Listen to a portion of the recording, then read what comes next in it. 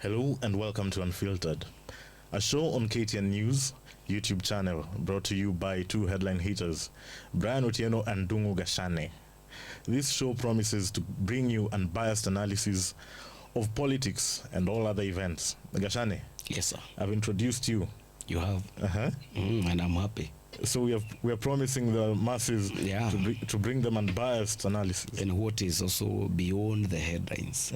This is where we shall be having some time to analyze what is happening, especially in our country, and also to some extent the geopolitics. What's happening in East Africa and beyond. So we've decided to get out of our shadows, our newspaper shadows, and bring you unbiased analysis. And we promise them that they should expect the best from us. Also, we shall also be inviting some guests who shall be assisting us to analyze and to see beyond what we write. We get to put their voices beyond the pen. Yes, and here we are. And let's start delivering on that. Yes, on Wednesday, was it? We had a headline that said state impunity, and the picture there was of Rose Njeri. Yes, the world has come to know of Rose Njeri, courtesy of police. Would you call it heavy-handedness from the police, or even the rogue regime? Because why would you call it rogue? Yes, I would call it rogue without missing my words, because when the government that is supposed to appreciate the role of social media and also the young thugs like Njeri, when they are now punished instead of being rewarded because of you remember she had created a web where people an email directing the complaints or their views memoranda to Parliament. When somebody does something like that, that person requires to be rewarded as opposed to being bullied. There are even awards. What are they called?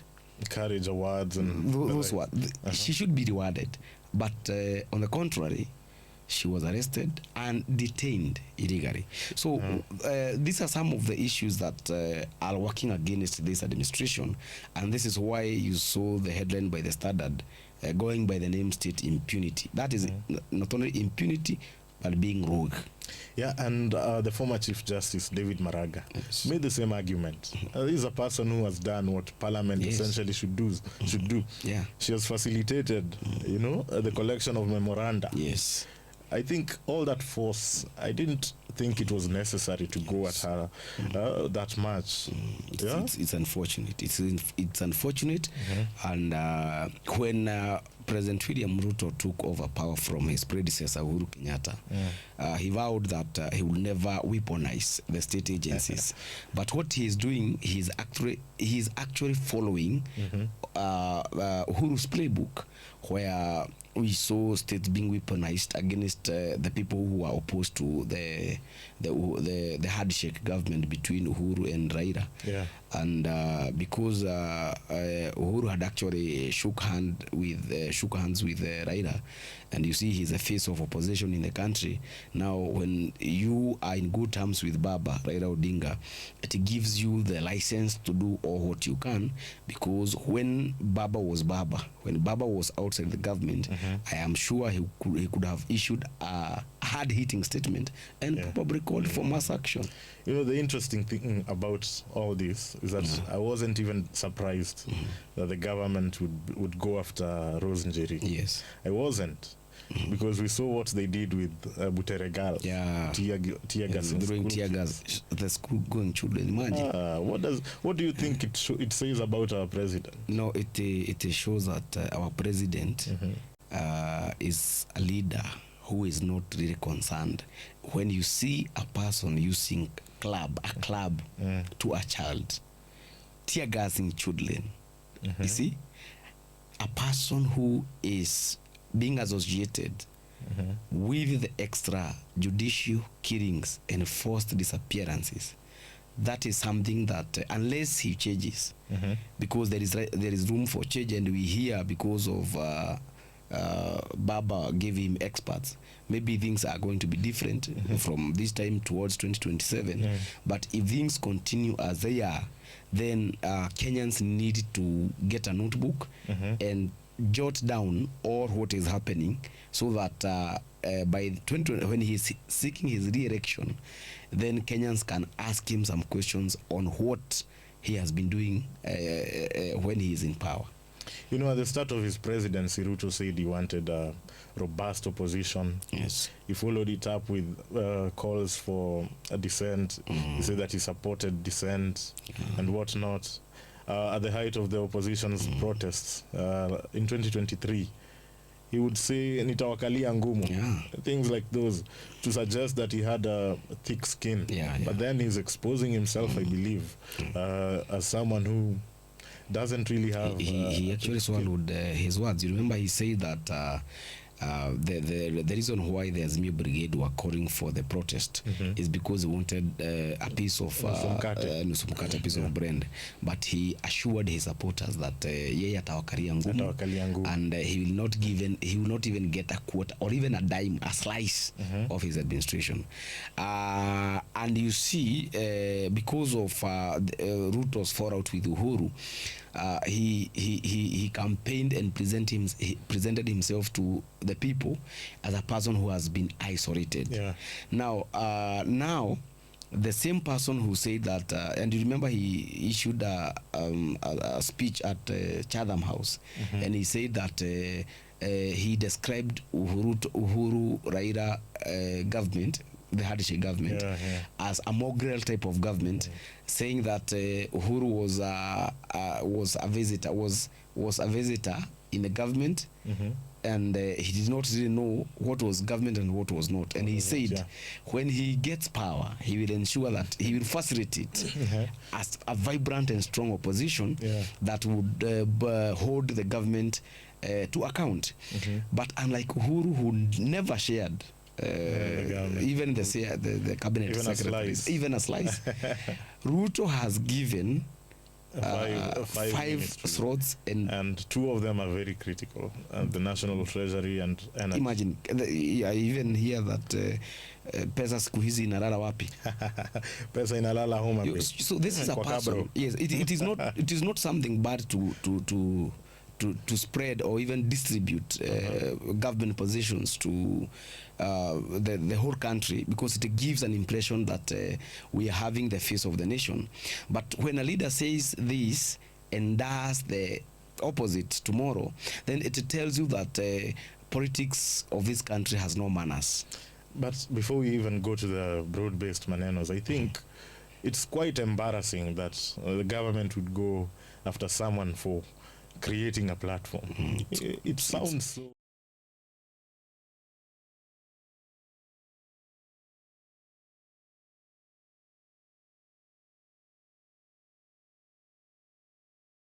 What I know and where I sit, because I'm sitting, the back, the back. Are you sitting?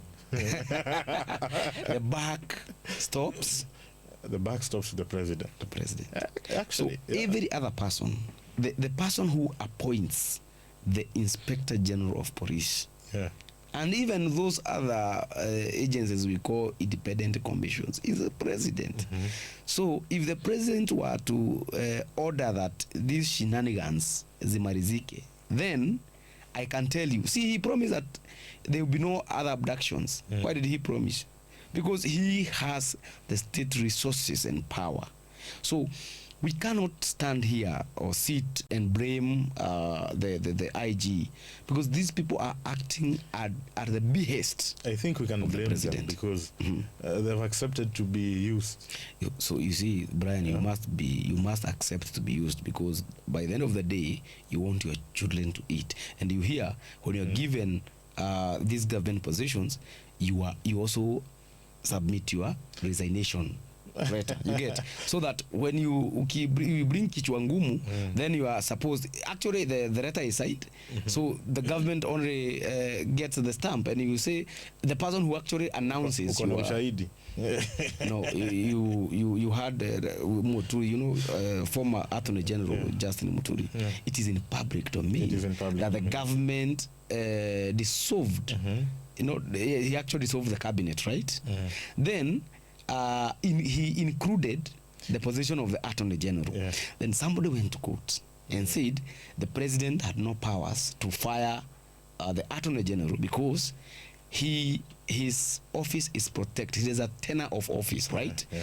But what happened? The State Council produced as a resignation letter belonging to Muturi. But we know that under the executive order, he was sacked and okay. But then, what would have happened if the government had chosen to, play it down, play Rose Njeri and her activism down? What I think, from where I sit, is that maybe Rose Njeri would have gained some traction on social media. Yes. But then she wouldn't have become as much this big figure that we've come to now see. Because now every media house is looking for Njeri. Everyone is looking for her. Because here in the morning. If she continued with her theatrics in social media. No, not theatrics. Just in quotes. Activism, Yes, activism. Nobody could have bothered because no one would have bothered. Yeah. But I think the main point here is, Brian, the government is fearing a repeat of what happened last year because somebody somewhere downplayed the activism that started because of the anti-finance bill. Yeah. But now they are getting it wrong. Exactly. I think they shouldn't fear. They shouldn't be afraid because if they did things as they were told to do, as they were asked to do by Kenyans, there's no reason to fear.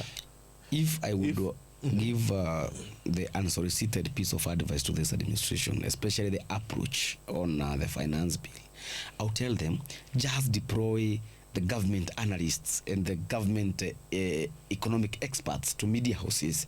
Just popularize the so-called no tax bill.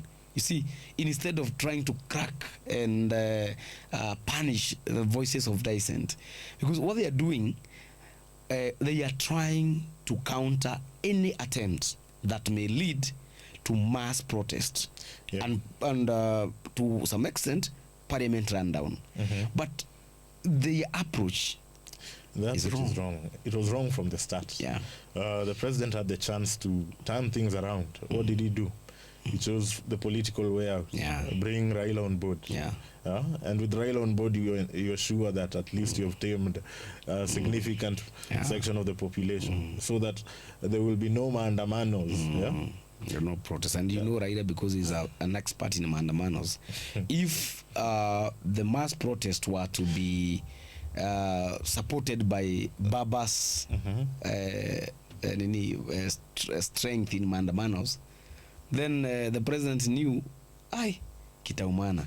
That's why we give it to him to some extent. The reason as to whether he was wrong to look for Baba, I give him a plus because if he don't do that, probably he would not be in power.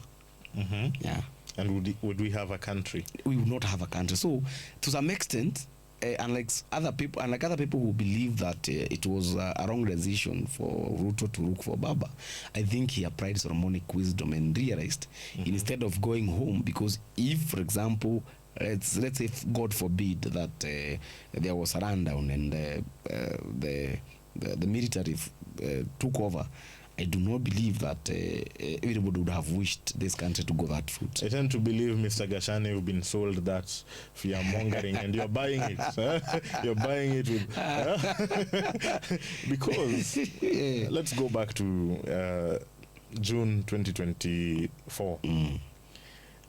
These young guys, the Gen Zs, were very peaceful. You covered their protests, the initial protests. Yeah, I did. They were very peaceful. The guys would just protest and then go home in the evening. Even if they didn't go home, they would remain peaceful. And if you were a thief among them and try to rob someone or cause some fracas, ungesalimiwa. Sindio? Yes. So I think the government overreacted when it used force against these guys. So what that happened, it turned very peaceful protests into riots. If the youth had just been let to enjoy their freedoms, I think they would have succeeded in bringing the much needed change, and we would have a country.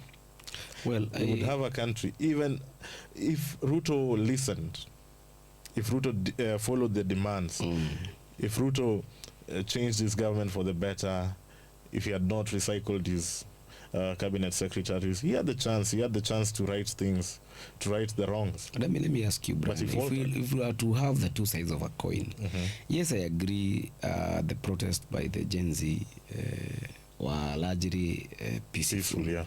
But and without justifying any reasons for the administration to kill our young sisters and brothers. But if you were to be asked, what was the mission of running down parliament?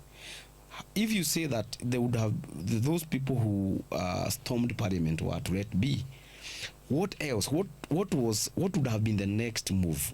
And you see, the constitution protects some of these institutions, like the parliament. They also protect. So even as we condemn the extrajudicial killings and the kidnappings and what have you, I would also buy the narrative that the Gen Z protests were peaceful, but to some extent, for lack of better words, maybe the protests were infiltrated by thugs and robbers, because if it is Gen Z who stormed the parliament, if, for example, an action was never taken, and the action to me would have been arrest those people who have stormed because they have created, they have the issues of disturbances, arrest them and charge them properly in court of not killing them. I believe even during protest, we should also know where not to pass, because you cannot just storm State House. You cannot just, according to the rules of Kenya, protected institutions, judiciary was banned, right? Parliament was, people stormed at that building. So let's face it, as we also urge our brothers and sisters to air their issues, because protesting is a right. But then if they air their issues, they're abducted, they're arrested. Yes, that's why I'm saying let them air their issues in using the legal means. Let the government also address. Let also the government address. Let the government also use legal channels to, if for example umekosea, you don't have to be abducted, and you see even journalists get abducted. So let us have, this is a constitutional democracy. If umekosea. And for months now, I think you've noticed that, activism in Kenya is under immense threat. And we see a trend in East Africa. You saw Boniface Mwangi and the lady, speak of the horror they went through in Tanzania. We've seen how activists such as Aaron Kiza from Uganda, how they are handled by the administration there. It seems like a concerted, clamp down on activism. And I think it's a dangerous thing. It's a dangerous thing, but I don't think that activists should wanaitwaje kupunguza makali. I don't think they should. They should be emboldened and continue, because if they wakinyamaza, because what I believe now is that the East African community, we have a dream of becoming a federation, a political federation. And what these activists are doing right now is that they're showing that there are no boundaries. The boundaries drawn for us by the colonial masters don't really mean much. And something else that's a bit controversial, but I'll just say it. It has also shown that because people say that women leadership, when is you a woman in power, anajua uchungu ya mtoto nini. You have seen what Samia Suluhu. Hiyo mambo tuachie hapo. You see what she has done to her. I know where you want to take us. You see, even a fellow woman. You want our YouTube channel banned down bana. Wewe achana na hiyo mambo kabisa. Moving to women. You've introduced women leadership. Yes. We've seen Cecil Mbarire. Yes. This week she's been fuming, man. She's been fuming. Kuna mtu anasumbua huko juu. And that person is other than our human rights lawyer. Deputy President Professor Kithure Kindiki. But then what I read from it, yeah, in as much as the Deputy President is trying to stamp his authority, yes, and undermine, quote unquote, Mbarire, I believe that Mbarire kuna venye amechoka. She's tired of no, she's tired of unajua she wants to jump. You are the one who is with the mic bwana. No, say always sisemi hiyo jina unataka niseme. I think the Deputy President is only behaving like when you, for example, when you are newly employed, there is that power and the razzmatazz, you feel the power. You can chokoza in a person, even a lady you want, because you feel you have the warmth of money. And even the Deputy President, the former Deputy President Gachagua was there when he was saying that Raila, you are tomorrow, if you hold a protest, it will be your last day, you remember? And even the President was there when he was asked, he was wondering, tulikushinda wakati tuko na system, sasa tuko na system. So this is like the puberty stage of leadership by the Deputy President, because he is at war with everybody. Look at what happened. Look at what happened between him and the public CS and human capital development. Geoffrey Ruku, when he was lecturing him like a child, he remember what he did to a member of parliament. He told him that you are just like an assistant chief, bwana. So Kindiki is in a puberty stage of leadership, so where he's excited. You feel Mbarire is concerned? No, I think Mbarire is a politician. And we later saw Mbarire and Kindiki having TN Madazis as the Deputy President's residence in Karen. So I think Mbarire, based on what is happening on the ground, she wants to quit UDA. Exactly. And she also wants to join Wamunyoro's party. Yeah. But you must she is using she is, whatever she's saying is the truth. Is factual, but she is using the wrong platform intentionally to justify. Is it really a wrong platform? What I read from it is that, you know, when you have trouble with your girlfriend, when you want to break up with your girlfriend, what do? So you just start. You do the things that you know will annoy her. You first annoy her, so that when you eventually break up, there will be a justification. Yes. So I think Mbarire has read the ground in Embu. Embu has become the Kondele of Kenya. Embu is now Kondele. So hatujafika kama Kondele, lakini hata mmepita. Huwezi sema mjafika. But then she has read the ground. Yes. She knows that if she remains with the president, atakuwa one term. She has read the ground. Yes. So she's preparing ground to jump ship. It will be a major blow to the ruling party, because Mbarire is not your ordinary woman governor. Yeah. She is the chairperson of the United Democratic Alliance Party. But I can tell you, as you have rightly put it, the ground for the UDA in Mount Kenya. You know, yesterday the Deputy President was heckled in Udhaya. But a true reflection of what is happening. Will it really be a blow? Because do you think there are much votes in Mount Kenya, especially Embu, for Ruto? No. What I don't think he can suffer. You know, in politics, other than losing votes, it is there is something called perception. If Ruto is perceived to be losing even the RIs, then it even becomes worse even to other regions. Yeah, true. Because the perception is, your chairman is leaving you. But then it's not getting worse for Ruto in Nyanza. Of course, but the president has been meeting a delegation from Siaya. Today, I understand today is meeting Orengo. Orengo. And you see Orengo has been a fierce critic of the broad-based, is it broad-based, bread or any government, have been a very harsh critic of this administration. So today, what do you think he was going there to do? He was just going there because amerealize ni kama wamefunga mifereji. Yeah? Which is a very sad thing. Very sad, because what happened to the freedom of expression and nini? You know, for long I've agreed with Orengo's brand. Yes. He's an activist by heart. At heart, yeah? Yeah. And he said that he was not going to change his mind soon. Yeah.